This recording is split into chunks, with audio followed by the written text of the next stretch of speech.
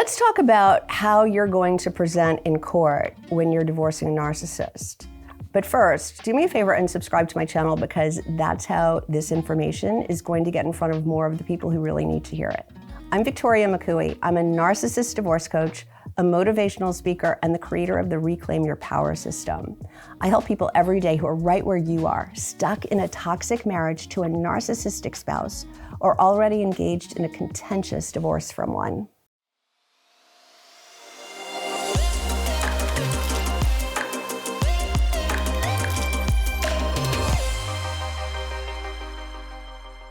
So this is what I hear from all of my clients, that this is their number one fear: showing up in a courtroom, in the room with the abuser, and they're victimized and they can't think of anything else. They can't hear what anyone else is saying. They're so preoccupied with the fact that there's the narcissist sitting across from them, probably throwing them smirks, probably giving them some eye that unravels them, just totally dominating them, and they're so fearful. So it's really important to do some work before you just walk into a courtroom.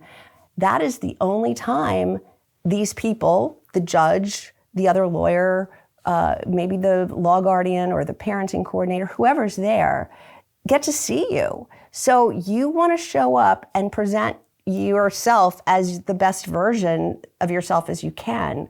I know it's hard, but if you can take some precautions beforehand, you can show up in a better way than a victim. And why? Why do you want to show up? Some people say, why wouldn't I want them to see how victimized I am, what he's done to me, how traumatized I am, all these things? Yeah, they don't get it. The courts are not sympathetic to that.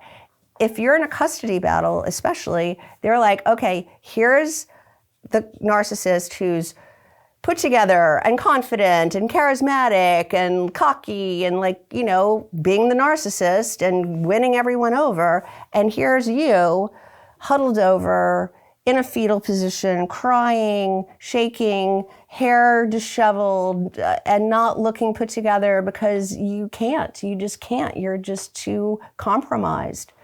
Who are they going to give the kids to? This is how they see it. So I understand that you are the better choice, but from a snapshot, it doesn't look that way. So know what you're dealing with. I'm not saying this to hurt you. I'm telling you this so that you can be prepared. Yes, the narcissist is going to show up cocky. Yes, we know that. So how can you compare to that? Here's what you need to do. You need to do as much healing, as many healing exercises as you can beforehand. Try to change your mindset around how you see the narcissist, how you perceive that.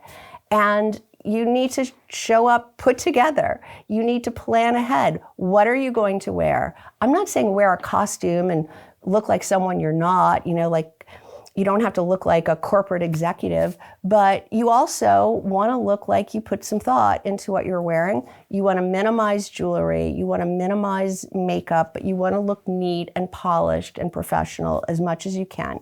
You want to stand straight. You want to hold your head up. And the hardest part of all, you want to smile, because they want to see someone who is engaged with them. You want to be present. You want to have a clear head. You want to be able to absorb everything that's happening. And you want to put up a shield so that when the narcissist tries to throw you those looks, that no one else knows what that feels like. No one else notices what's happening, because this is like your secret language. There's a term for it. It's called dog whistling. They'll do something to you or say something to you that's so triggering, but no one else in the room sees it that way. So now when you react in some seemingly outlandish way, like overreact, they think you're the problem. So this is all in an effort to prove to the court that you're not the bad guy. You're not the one that needs to be punished here. You're actually the stronger, better choice. So you need to try to show up that way. This is what we do in my coaching program. We work on how you're going to show up as the best version of yourself. so that you can look confident and look capable and look like you're the better option here. And the best thing that could happen is possibly this will trigger the narcissist.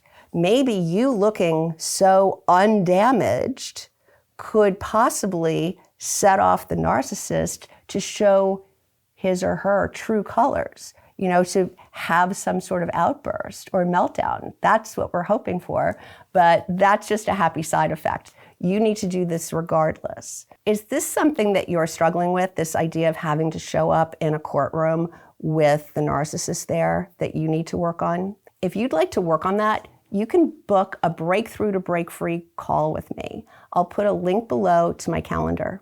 Did you find this information helpful? I hope you did. If you liked this video, will you please give it a thumbs up and don't forget to subscribe. Thanks so much for watching. I've linked a couple of other videos here that I think you might also like, so I hope I see you in the next video.